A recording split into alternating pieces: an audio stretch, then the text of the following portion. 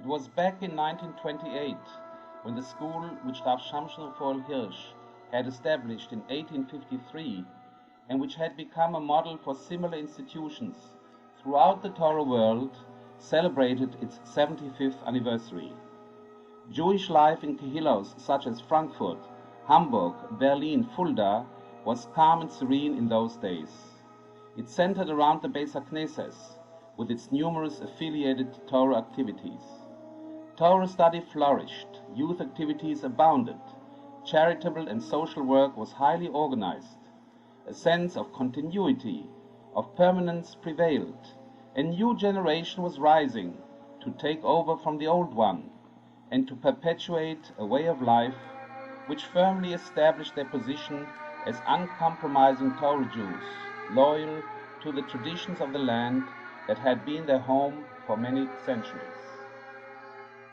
While the centers of learning were primarily located in the larger cities, the real backbone of so-called German Jewishness were the innumerable small towns with often a small Jewish population which not only lived in harmony with the Gentile co-citizens but perpetuated a way of life that combined scrupulous loyalty to the observance of Torah and mitzvahs with a simple and honest and straightforward mode of living. The oft-abused term Landsjude in reality was a badge of honor, which spelled firmness of character and a strict commitment to Torah living. Often these small kehillos could not afford a Rav of their own, and there were many traveling Rabbonim who serviced entire districts and entire generations. Their synagogue buildings, as well as those in the larger and more famous communities, were often models of architectural and aesthetic beauty and were copied throughout the Jewish world. These structures were erected to last for many generations to come, and during the last century, and certainly for part of this century, it seemed indeed that the future of European Jewry was secure. Confident in their place in the society to which they were accustomed, the Jews of Germany, and for that matter, the Jewish populations of both Western and Eastern Europe, had only a slight advanced inkling of the catastrophe that was about to engulf their lives and that was to write an end to a glorious chapter in the history of our people.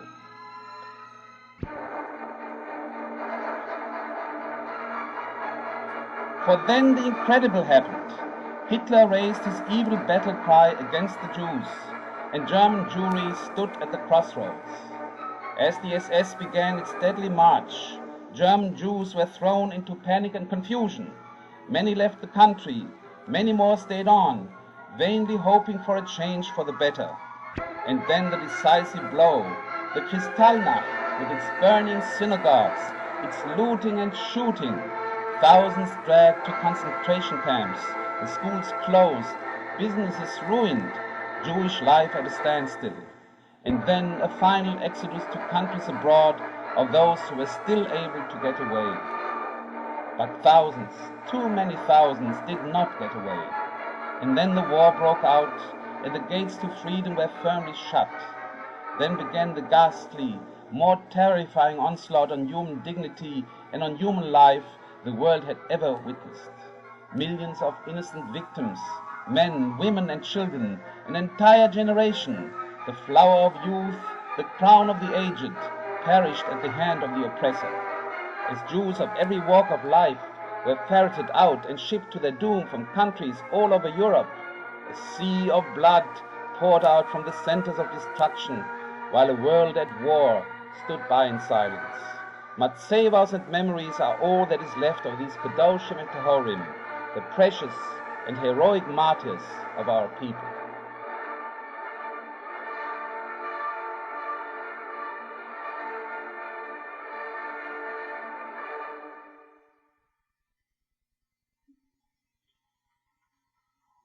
A steadily increasing stream of refugees chose this blessed land as their new home. Their first sight upon arrival in the New York harbor was the proud symbol of liberty and freedom, which had also greeted previous waves of immigrants from all parts of the world. Many of the new arrivals from Germany gravitated towards the northern section of Manhattan, which was and still is dominated by the majestic span of the George Washington Bridge. A group of Orthodox German Jewish immigrants determined to create a new Kehilla, transplanted and reborn from the ruins of old. They established a small Torah community which was to develop into the largest Orthodox German Jewish Kehilla in the world. Its influence and standing is symbolized by the simple expression Bennett Avenue. The familiar one-story building at 90 Bennett Avenue became and still is its active center. They called at their spiritual leader, Rav Dr. Joseph Breuer, a rabbinical personality of world renown who headed the Frankfurt yeshiva. We are deeply grateful to the divine Hashgocha for preserving Rav Breuer for us in harmonious cooperation with Rav Schwab at the helm and in the active direction of our Kehilla and yeshiva. And our heartfelt prayers are for his continued good health, vigor of mind, and for Arichas Yomim. Grandson of the great Shamshon Raphael Hirsch, he perpetuates his Torah Derech Eretz ideal as the established philosophy of our Kehilla and yeshiva, the supremacy of Torah over whichever circumstance of life, and the absorption of all that is good and valuable of the world's culture and technology. The activities of the new Kehilla expanded. It published its famous bulletin, which forms a faithful record of our Kehilla history. The Mitteilung serves as a tribune for instructive literary material by the rabbinate and as a source of information on the various activities and events within the Kehilla. It established the mikveh as the essential ingredients of Taras HaMishpocha. As the only public mikveh in the entire area, it is also at the service of other congregations and out-of-the-area visitors in the true spirit of Mizakeh Es Horabim. It formed an extensive kashrus network which continues to serve as a model guide in this country and abroad. Its products, offering the guarantee for strictest reliability, are eagerly sought in wide circles beyond the Kehilla limits.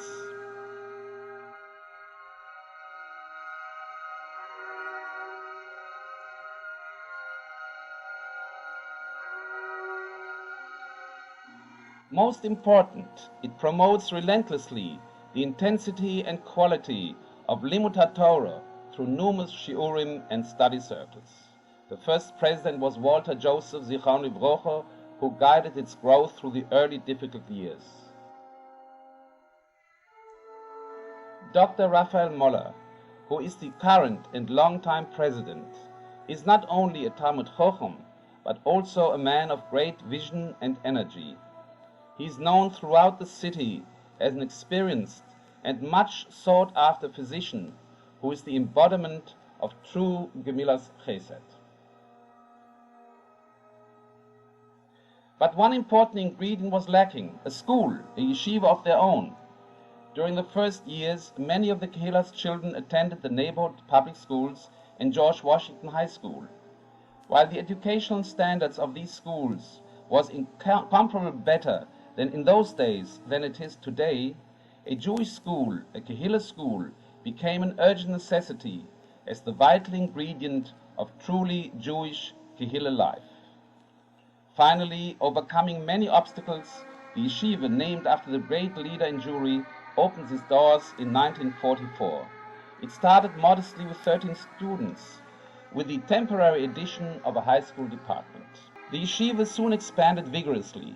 Although the bulk of the student body was drawn from the Kehilla itself, its doors opened, as they always have been since, to the children of the community at large, as well as to students from outlying districts.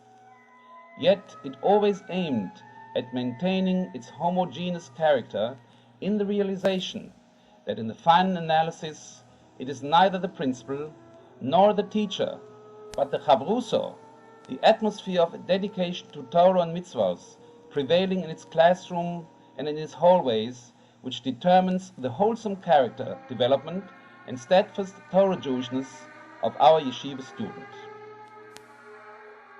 At the same time, the yeshiva administration fully realized the importance of modernizing the school and maintaining its up-to-date program and curriculum. This is especially important on the high school level, where students are being equipped with the educational tools to enable them to face the world with its constant challenges and demands.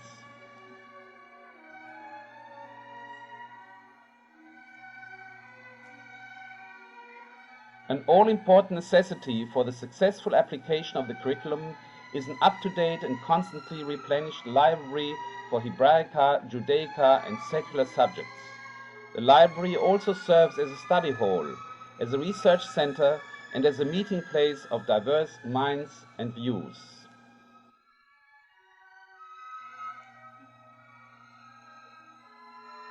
For close to a quarter of a century, Mr. Yeshiva has been Harry Levi, its chairman, the man whose favorite saying is, "Die Kuh kommt schon vom Eis," which, roughly translated, means that no obstacle is so great that it cannot be overcome. His close associate is Manfred Katzenstien, whose name is practically synonymous with our Kehilla and Yeshiva history, and who may justly be called our local elder statesman. Inevitably, the time came for further expansion, and with it the by now familiar call to the community for funds. The response, as it always is with us, was prompt and generous, permitting construction of a new synagogue and school building across from the old location at 90 Bennett Avenue.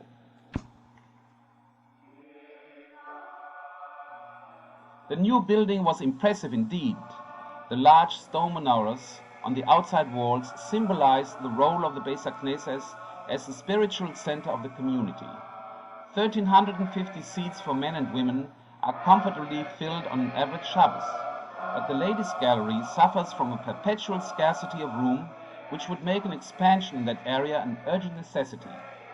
What really counts, however, is not only the Shabbos and Yom Tov attendance, but the strong daily participation in the morning and evening minyanim, which never slackens, summer, winter, rain or shine. For the shul, with its Kehilla and yeshiva offices and various classrooms, is more than a place to daven and to study.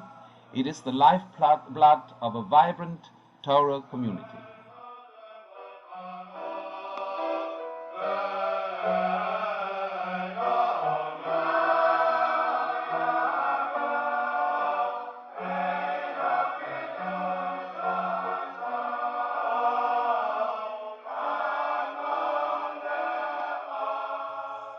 Another milestone in our history was marked by the election of Rav Shimon Schwab to the rabbinate, bringing to our leadership an outstanding Torah personality.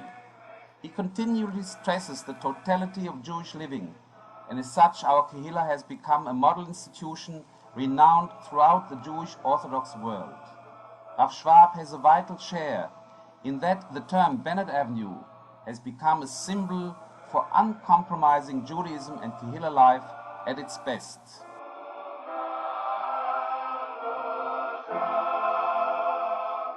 But in those days, 20 years ago, one school floor was thought to be sufficient, and there was indeed enough space for the rubber parade on rainy days. Soon, however, a spectacular increase in student enrollment would warrant the addition of 2 additional buildings.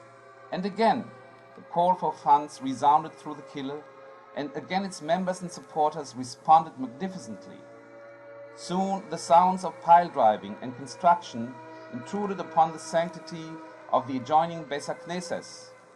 But it was a most welcome intrusion, as the new high school building rose on its distinctive stilts, adding 16 classrooms, a library, and a laboratory to the yeshiva facilities.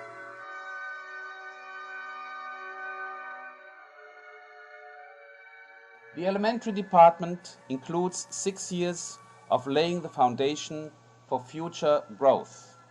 The junior high school classes form a vital preparatory stage for entrance into the realm of high school education, which includes the Mesivta, where the maturing yeshiva bocher prepares for higher learning, and our Beis Yaakov High School, which provides the genial atmosphere and thorough learning background for our growing girls.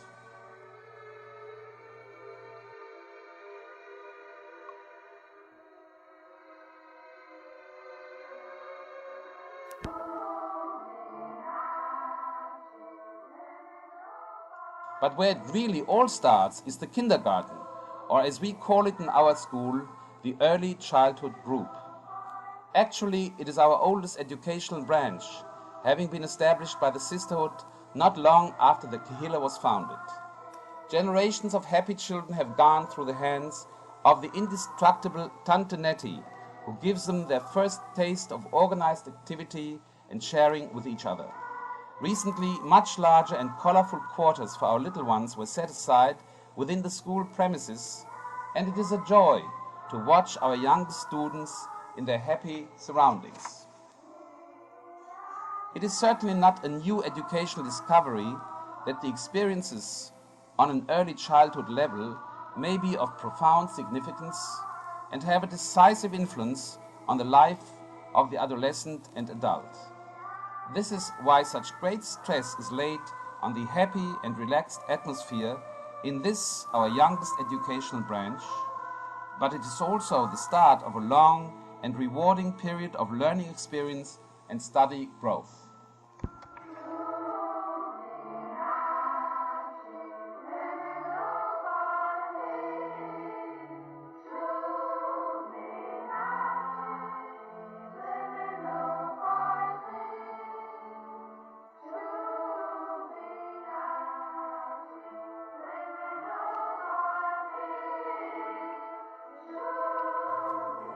Here we have a typical class studying under the careful and experienced guidance of their teacher. The school day is quite lengthy, and there are numerous subjects to be studied as part of a double program. Torah in the morning and secular studies in the afternoon. But the warm atmosphere and the spirit of togetherness convey a feeling of friendly working together, which inspires the student and instills in him a sense of security, which is all important, especially in our difficult and turbulent time. In the spirit of Chanoch Lana al Pi Darko, much stress is laid on individual attention and approach, which fosters the reputation of our yeshiva as a family school. But chinuch is a tedious process, and unlike the physician who can prescribe a fast-working medicine which often cures the patient, parents and children go through many years of growth, filled with much laughter and many tears, before the fruit of their labor becomes evident. Here the little girls of the first grade are getting their first taste of reading and writing, quite a challenge for a young child who is about to enter the realm of what the children would call real school. Neither rain nor sleet will keep the eager students from enjoying their well-deserved recess, and ample provision is available for self-protection. Naturally, one of the most important and enjoyable daily activities is the joint lunch, which is not only a welcome interruption of the school routine, but is also nutritious and generally well-tasting. This is the time of the day when the students relax between departments and when they gather fresh energy to go through the rest of the afternoon schedule. Of course, no Rosh Chodesh lunch would be complete without the famous sodas, of course. Many mother volunteers lunch service on a rotating basis, and they seem to enjoy this pleasant duty as much as the children whom they serve. A healthy mind needs a healthy body. Our yeshiva lunch program seems to bear out this ancient truth. Of course, there are some students who get a little tired after a big midday lunch, but they work up enough energy during the rest of the day to devour another big meal at home at dinner time. Thank God, our children are perfectly normal and healthy specimens, and our daily lunch period bears this out.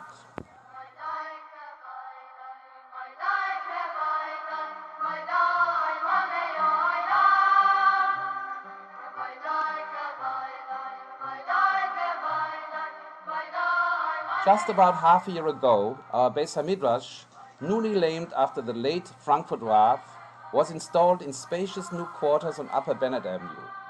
Under the competent guidance of his Rosh Yeshiva, The Beis HaMidrash is firmly established as one of the most important, if not the most important, education facility in our midst, which plays a vital role for the development and very future of our community. By its mere presence, the Beis HaMidrash lends stability to our entire educational system. Its newly added dormitory enables out-of-town students to enroll, and an attendance of over 100 bochim is expected for the new term. It certainly took courage to call on the Kehilla for another expansion project in a time as uncertain and turbulent as ours. But our members and supporters realized the importance of this project and were well aware of the impact a new yeshiva construction would have on the future life of our community.